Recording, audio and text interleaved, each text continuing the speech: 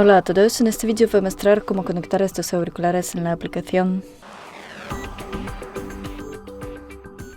Los auriculares ya deben estar conectados al teléfono. Descargamos la aplicación Sony Sound Connect.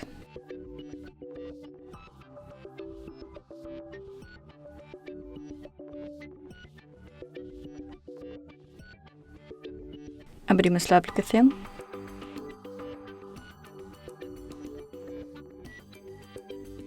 Seleccionamos región.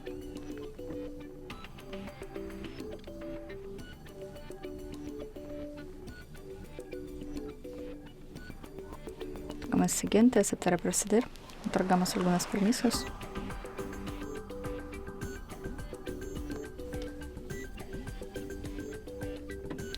Y seleccionamos los auriculares.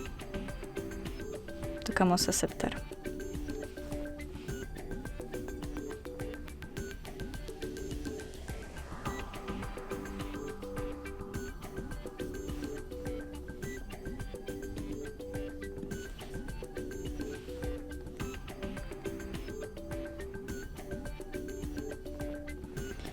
Y eso es todo. Gracias por ver, denle like y suscríbanse a nuestro canal.